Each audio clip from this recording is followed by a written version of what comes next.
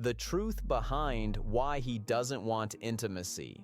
When the person you love stops reaching for you, it doesn't just feel like no. It feels like you're standing outside your own marriage, listening to laughter you can't quite enter. You start replaying tiny moments. The way he turns over, the way he stays busy, the way he kisses you quickly and moves on. And because you're a woman who loves deeply, your mind tries to solve it like a puzzle. Is he stressed? Is he bored? Is he unhappy? Is it me? Maybe you start improving yourself in quiet ways. New pajamas, new perfume, a little extra effort, hoping he'll notice.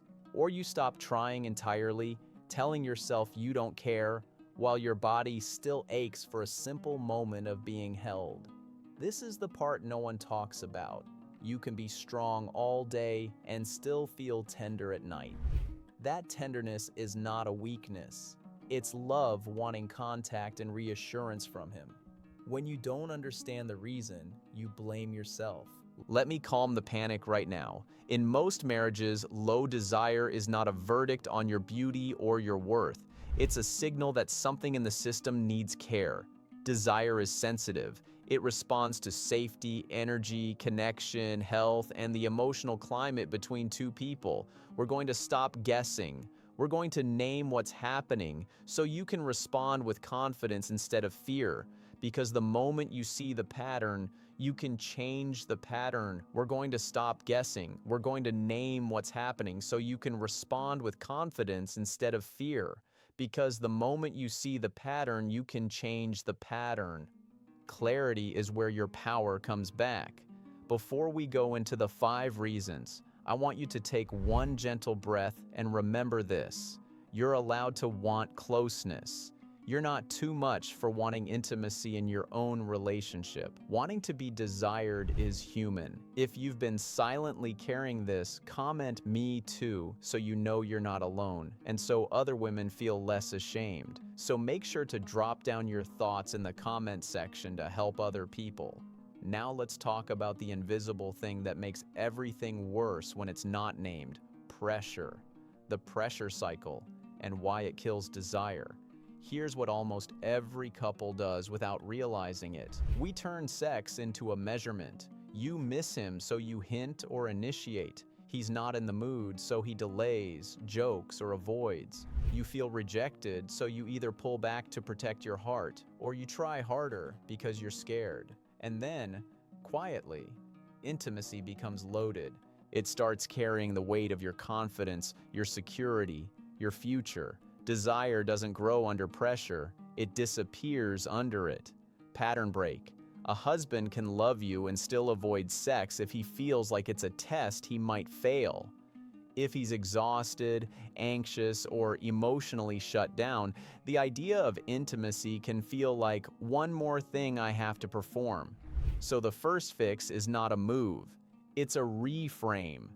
Instead of asking, "Why doesn't he want me?" ask, "What makes closeness feel heavy for him right now?" That single question changes your tone, your posture, and the conversation you're about to have. A better question creates a better outcome. Here's a simple, YouTube-safe way to say it that lowers defenses. "I miss you. I'm not trying to pressure you. I just want us to feel close again." Then pause. Let the room breathe. If he talks, listen for the real thing: stress, fear, resentment, health, shame, not the surface excuse. If he doesn't talk, that's information too. It means safety needs to be rebuilt before desire can return. When safety returns, desire often follows. Reason number 1, stress. Stress is the biggest libido thief. If your husband seems loving but distant, present but unplugged, this is often the reason hiding in plain sight. He's overloaded. And when a man is overloaded, desire doesn't feel like a gift. It feels like another job he might fail. You might see it as, "We finally have a quiet moment. Why won't he come closer?" But his body might be saying, "I've been in survival mode all day and I don't know how to land." Sometimes it isn't rejection, it's overwhelm.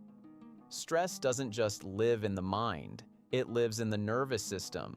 When the nervous system is stuck in pressure, deadlines, financial worry, or constant responsibility, intimacy can feel like switching from sprinting to dancing without ever stopping to breathe. Some men can't do that transition on command, even when they love you, even when they're attracted to you. Pattern break. Here's what nobody says out loud. Avoidance can be a form of protection. Not protection from you, but protection from feeling inadequate. If he believes he has to show up perfectly, he may choose distance over the risk of disappointing you. And if he's been failing himself in other areas, work, health, confidence, he may not want another moment that highlights that feeling. So if you've been blaming yourself, pause. The question isn't, why don't you want me? The better question is, what are you carrying that makes closeness feel heavy? Desire returns faster when shame leaves the room. Here are the signals that stress is the root cause. He's exhausted even on weekends. He falls asleep quickly. He's irritable over small things. He scrolls to numb out. He avoids deeper conversations. He's affectionate in quick, practical ways, but he doesn't linger. And when you initiate, he doesn't argue, he retreats. Now, I'm not saying you ignore your needs. You deserve connection. But the pathway back is not pressure. The pathway back is creating a bridge from life mode to us mode, the 10-minute landing that changes everything. Think of intimacy like a plane landing. If the plane comes in too fast, it bounces. If it has no runway, it aborts. Most couples try to land intimacy with no runway, straight from dishes, emails, kids, and noise into closeness, and then wonder why it feels forced. Intimacy isn't a switch, it's a landing. Here's the runway, 10 minutes of transition. Not a dramatic ritual, not a long talk, just a small, consistent pattern that tells his nervous system, you're safe now, you can come home. Step 1, remove performance. Say something simple, warm, and non-demanding. I miss you, not pressure, just closeness. Step 2, choose one calming action you do together. Keep it easy. Sit next to each other and breathe. Make tea. Put your phone away and play one song. Take a short walk to the mailbox. Let the body slow down. Step 3, use touch that communicates safety, not expectation. A hand on his shoulder, a slow hug. Sitting hip to hip on the couch. If he leans in, you stay present. If he doesn't, you stay kind. This is how you rebuild trust in closeness. The safest connection is the one that keeps both people free. Step 4, offer an open door instead of a demand. In 10 minutes, if we both feel like it, we can keep going. If not, I still want to be close to you. This single sentence does something powerful. It removes the fear of a test. It turns intimacy back into choice. Now, a crucial detail. Don't use the landing as a trick. If you treat it like a strategy to get a guaranteed result, he will feel that, and the pressure will return. Use it as a way to restore warmth. Results follow warmth. If he responds well, reinforce it with appreciation, not analysis. A soft line like, I love when we feel like this, teaches his brain that closeness is comfort. If he doesn't respond at first, don't panic. Consistency matters more than intensity. You're training a nervous system to trust again. Small warmth repeated becomes desire. Try this for 2 weeks. Pick one night that is connection night, even if it's just 15 minutes. No heavy conversations, no complaints, no problem solving, just warmth. Ask one gentle question. What would help you feel more supported right now? Then listen and offer one thing you can do for him. That's how stress softens into closeness. Support is seduction in real life. Reason number 2, pressure, performance anxiety, and fear of failing. Why intimacy becomes a test. When intimacy has been off for a while, every moment starts carrying too much meaning. You're not just reaching for closeness, you're reaching for reassurance. And he's not just hearing an invitation, he's hearing an expectation. If he says yes, he feels he has to do it right. If he says no, he knows you might feel rejected. Either way, he's bracing for tension. That's how a bedroom turns into a pressure zone, even in a marriage where love is real. When sex becomes proof, it stops feeling like a connection. Pattern break. Many women assume, if he wanted me, he'd just do it. But for a lot of men, desire collapses when anxiety shows up. If he worries about stamina, timing, stress, or simply not meeting the moment, he may avoid the whole situation to protect his pride. Avoidance can look like indifference, but underneath it can be fear. And here's the part that's hard to hear. When you're hurting, your tone can unintentionally add pressure. Not because you're trying to control him, because you're trying to feel safe.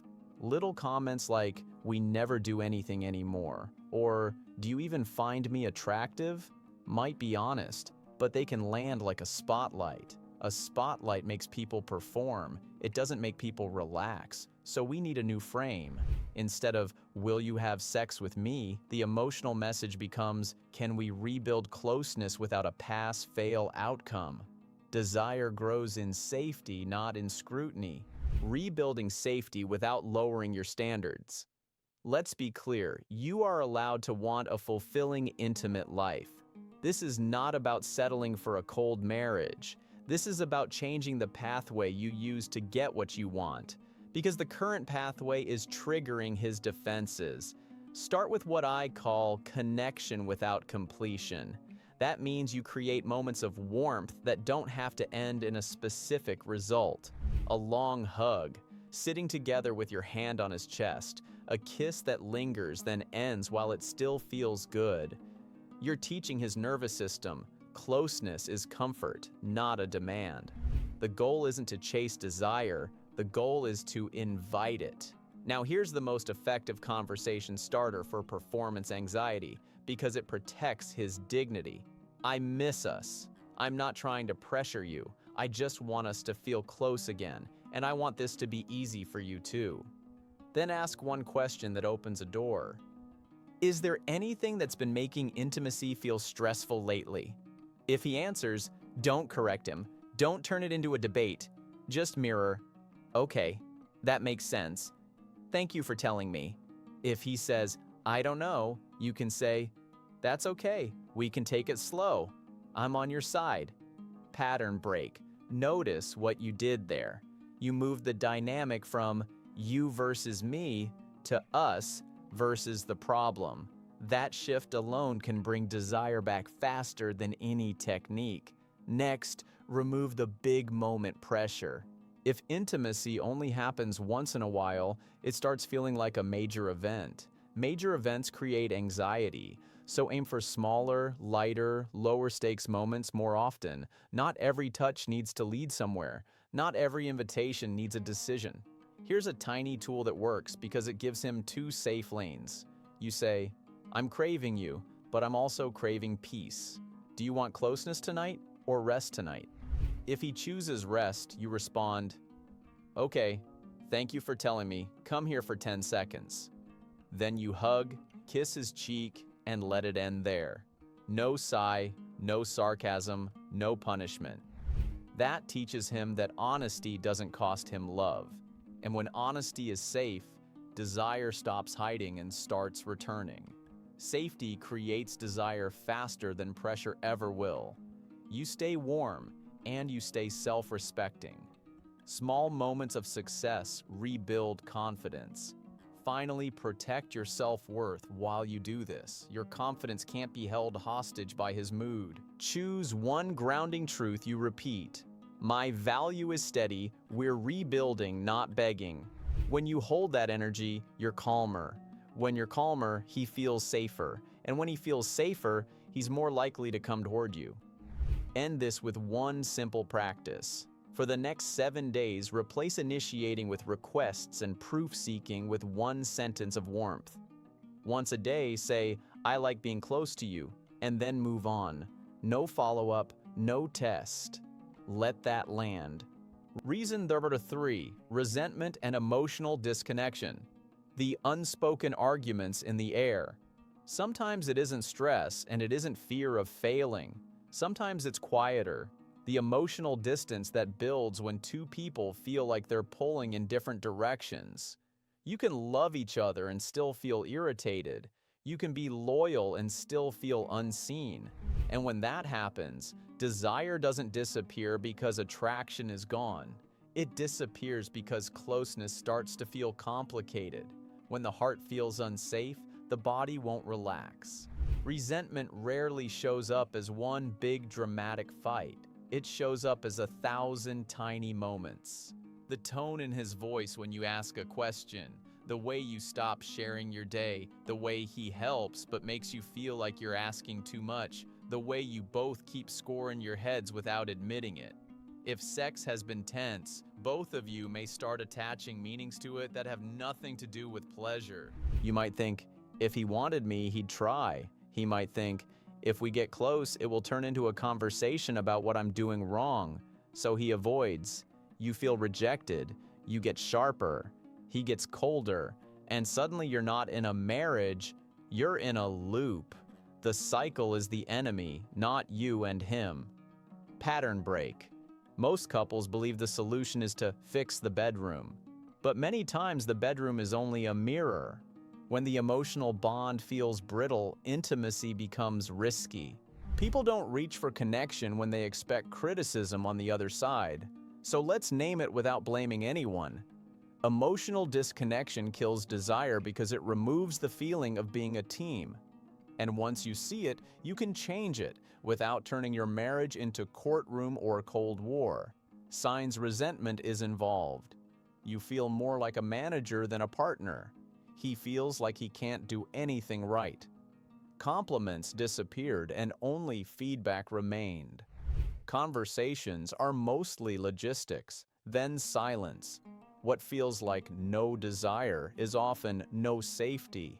If you recognized yourself in any of that, don't panic. This is fixable, but it requires one thing most couples avoid: repair. The repair conversation that doesn't start a fight. There's a way to talk about disconnection that brings you closer instead of triggering defenses. The secret is that you don't start with sex. You start with the emotional climate. Choose a neutral moment, not at bedtime, not right after rejection, not during an argument. Then lead with a soft frame.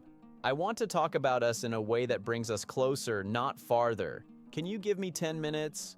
Lead with safety and you'll get more truth. Now use 3 steps: appreciation, truth, invitation. Step 1, appreciation. One real thing. I appreciate how hard you work for us.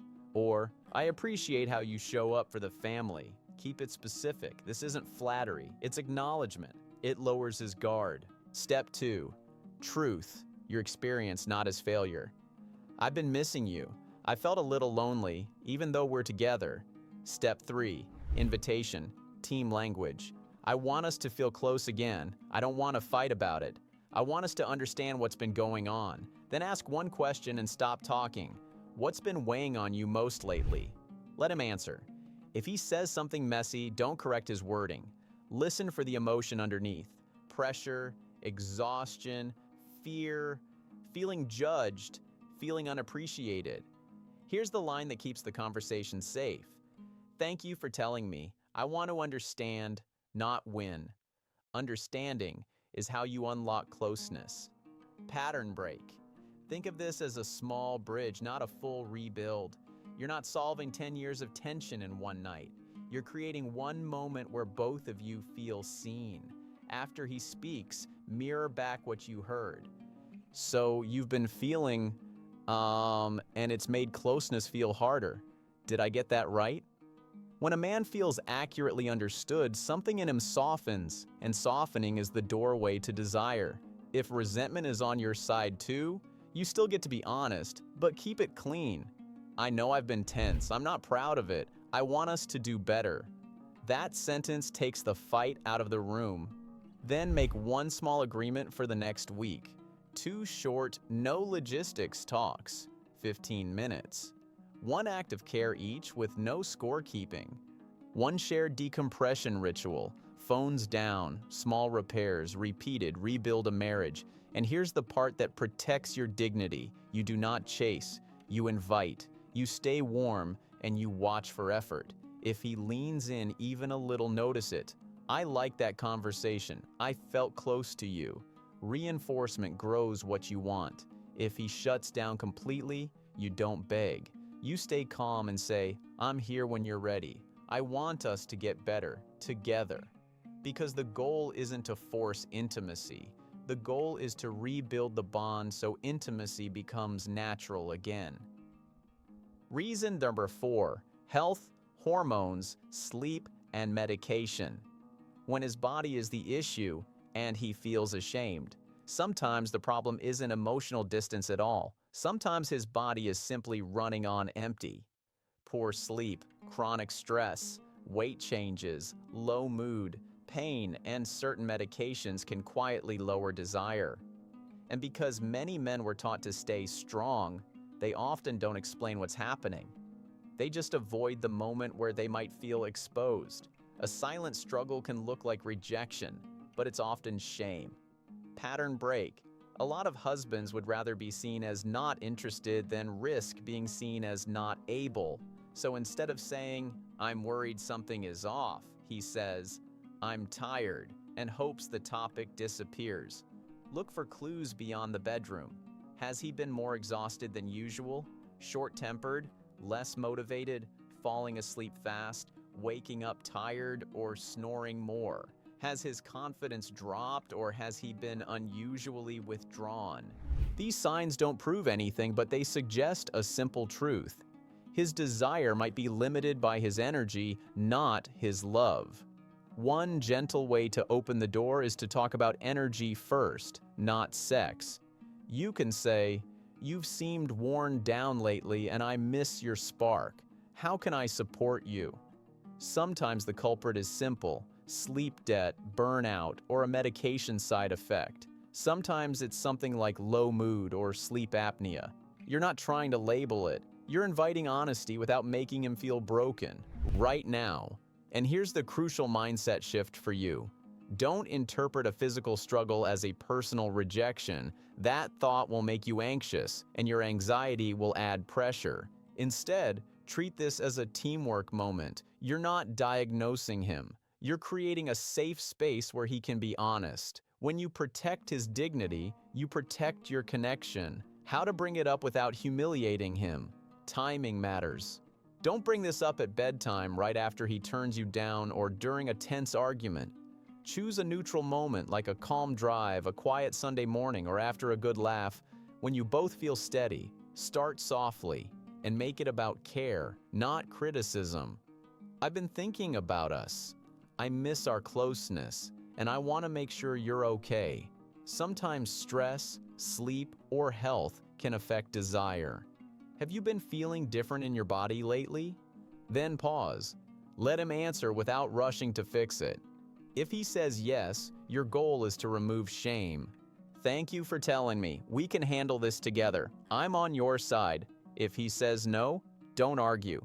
Keep the door open. Okay, I just want you to know this is safe to talk about with me. No judgment. The way you ask decides the truth you receive. Now offer practical support that feels respectful. Instead of, you need to see a doctor, try, would you be open to a general checkup this year? Not because something is wrong, but because I want you healthy and I want us close. You can also shift the lifestyle pieces together so it doesn't feel like he's the problem. Make sleep a shared priority. Take evening walks. Reduce late-night screens. Build one decompression ritual after work. The point is not perfection, it's restoring capacity. And if you sense anxiety or embarrassment, name the emotional layer gently. I know this can be a sensitive topic. I'm not measuring you. I just miss feeling like a team. That sentence matters because it separates love from performance. It tells him intimacy is not a test. If months pass with no movement, no conversations, no effort, no curiosity, this is where outside support can help. A couples counselor can translate the stuck patterns. A medical professional can rule out physical causes. You deserve a relationship where your needs are taken seriously, and he deserves help if something is weighing him down. Reason number 5, you became roommates. Identity plus attraction shift. When love stays but spark disappears. If you're thinking, we don't fight, we're fine. So why does it feel like the air went flat? This chapter is for you because the roommate shift is the one that quietly steals intimacy while everything looks normal on the outside. Sometimes the marriage is stable, but the energy is missing. Most couples don't lose desire in a dramatic moment. They lose it in a slow fade, less eye contact, fewer lingering touches, more screens, more chores, more did you pay that bill, and fewer moments that feel playful, personal, and alive. And here's the scary part. The love can still be there. The loyalty can still be there. The partnership can still be there. But attraction needs a little more than partnership. Attraction needs distinctness. It needs two people who still feel like individuals, not just co-managers of a household. Pattern break. Ask yourself this one question and answer honestly. When was the last time you felt like his girlfriend, not just his wife? Desire wakes up when you stop living only as a role. A role is mom, provider, planner, fixer, responsible one. Roles are necessary, but if your relationship becomes nothing but roles, intimacy starts to feel like an appointment, and appointments don't create longing. This is where many women accidentally lose their power. They start initiating from anxiety. They try to get intimacy the way they get groceries, direct, urgent, efficient, because they're afraid it's slipping away. But anxiety makes you over-explain, over-pursue, and over-check. And that turns you into the manager of intimacy too. You don't have to chase love to be loved. Now, none of this means you should play games. It means you should reclaim the parts of you that aren't only functional. Because attraction is less about being perfect and more about being present, relaxed, and a little bit unpredictable in a good way. How to bring back spark energy without pressure. Here's the truth, nobody says out loud. You can't talk a marriage into spark if the daily energy is heavy. You rebuild spark by changing the atmosphere, small, consistent shifts that make closeness feel light again. Attraction returns when the room feels free. Step 1 is to stop making intimacy a crisis conversation. If every attempt turns into, we need to fix this, your husband will feel cornered, and cornered people don't desire, they defend. So choose a new goal for the next 2 weeks, warmth without evaluation. Start with playful connection that has no outcome attached. A teasing comment, a quick wink, a compliment that isn't about chores, a flirty text that ends with, no pressure, just wanted you to know. The point is to reintroduce the us energy without demanding a verdict. Pattern break. Remember, novelty doesn't always mean new people. It often means a new version of you showing up, calmer, more self-owned, less exhausted, more in your own life. Step 2 is identity. If your entire day is service, your energy becomes depleted. So pick one thing that restores you, a class, a walk, music, a hobby, a friend, anything that makes you feel like a woman again, not just a worker. This isn't selfish, it's fuel. A woman with a full life is naturally magnetic. Step 3 is micro-mystery. You don't have to hide who you are, but you do want to stop narrating everything. Let him discover you again in small ways. Wear something that makes you feel confident and say nothing about it. Change your routine slightly, leave a little space. Space creates curiosity. Step 4 is closeness invitations that protect both of you. Try this line on a calm night. Come sit with me for a minute. I just want to feel close. Then keep the moment simple. A hug, a forehead kiss, sitting together. If it grows, great. If it doesn't, you still win because you're rebuilding safety. The highest intimacy is presence, not performance. If he responds even a little, reinforce it with warmth. I like when we're like this. If he doesn't, stay calm. Okay, I'm still glad we had a moment. That steadiness is attractive because it says, I'm connected to you, but I'm not dependent on a perfect outcome. Pattern break story. I heard a wife say, he used to look at me like he was curious. And her husband replied, I still am. I just don't know how to get back there without it turning into pressure. That's the point. Many men miss the closeness too, but they don't know the path. Try this exercise. Think of one moment early in your relationship when you felt connected, not the details, just the feeling. Then ask yourself, what created that feeling? Was it laughter, novelty, appreciation, shared time, play? Choose one ingredient and bring it back this week in a small way. Bring back the feeling and the spark follows. Finally, watch yourself talk. The roommate's phase can make you feel invisible, but invisibility is not your identity. It's a season. You can shift a season. So here's your bridge into the next chapter. Once you remove pressure, rebuild warmth, and bring back identity, you're ready for a simple 14-day reset plan that ties everything together and gives your marriage a real runway back to desire. A 14-day desire reset plan. The reset that rebuilds desire without awkwardness. If you've been living in guessing mode, this is where we change it. For the next 14 days, you're not chasing a result. You're creating a calm container where closeness can come back naturally, without turning every night into a referendum on your marriage. Here's the rule that makes this work. We focus on warmth, safety, and identity first, and we let desire follow. You don't chase desire, you build the conditions where it returns.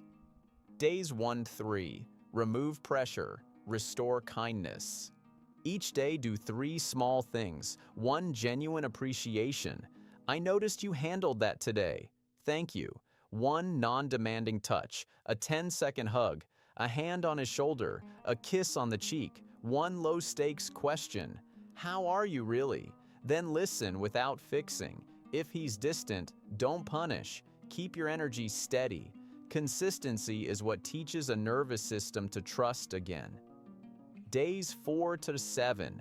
Rebuild emotional safety. Pick 2 moments this week for short, clean connection talks. 10-15 minutes. No blame, no history lessons. Use team language. I miss us. I want us close. What's been weighing on you? Then mirror what you hear and end with 1 tiny agreement. A walk, a coffee, a shared show, phones down. Safety is the fastest path back to intimacy. Days 8-11. Bring back play and identity. Choose one thing that fills you back up. Movement, a hobby, a friend, music, a class. Not to provoke him, but to remember yourself. Then add 1 playful spark per day. A teasing line, a flirty glance, a compliment that isn't about chores. Keep it light. Keep it free. Let him feel you as a woman again, not only as a manager. Days 12-14. Create a yes-friendly window. Choose one night for the 10-minute landing. Calm music, phones away, soft lighting, a quiet moment side by side. Say, I just want to feel close. No pressure. If it grows, let it. If it doesn't, end warmly anyway. That's how you remove performance anxiety and rebuild willingness. One tiny tip that accelerates everything. Stop debriefing intimacy. If a night goes well, don't analyze it the next morning. Just smile and say, I loved being close to you. If a night doesn't go anywhere, don't sigh or withdraw. Say, thanks for sitting with me. I feel better. That emotional maturity is magnetic. It tells him closeness is a safe place to return to, not a trap. And it keeps you in your power because you're leading with warmth, not need. When both people feel free, desire has room to breathe. If nothing changes, here's the strong next step. Now let's be honest. Sometimes you can do everything right and still feel stuck. If after 2 weeks there's 0 softening, no effort, no warmth, no curiosity, don't turn that into self-blame. Turn it into clarity. Start with 1 respectful, direct conversation. I love you and I miss our closeness. I'm not trying to fight. I'm asking if you're willing to work on this with me together. Then watch what happens next, not just what he says. Will he schedule time? Will he talk? Will he try 1 small change? Effort is the language of commitment. Your standards can be soft and still be real. If he opens up, you can decide your next best support. A couples counselor to untangle the patterns, a medical check if energy or mood is low, or a therapist if shame or anxiety is blocking him. The goal isn't to label him. The goal is to get both of you back on the same side. And while you're doing that, protect your heart the healthy way. Stop making your worth depend on his desire. You can love him and still hold a boundary that says, we don't ignore this forever. Here's the final reframe I want you to carry. Intimacy isn't something you earn by being perfect. It's something you cultivate by being connected, honest, and emotionally safe. Together. The moment you choose clarity, you stop bleeding in silence. If you want more videos like this, classy, calm, and practical, subscribe and share this with a woman who needs reassurance. And if you'd like a follow-up, comment reset and tell me which reason hit your marriage the hardest. You're not asking for too much. You're asking for closeness in the relationship you committed to, and you're allowed to rebuild it with dignity.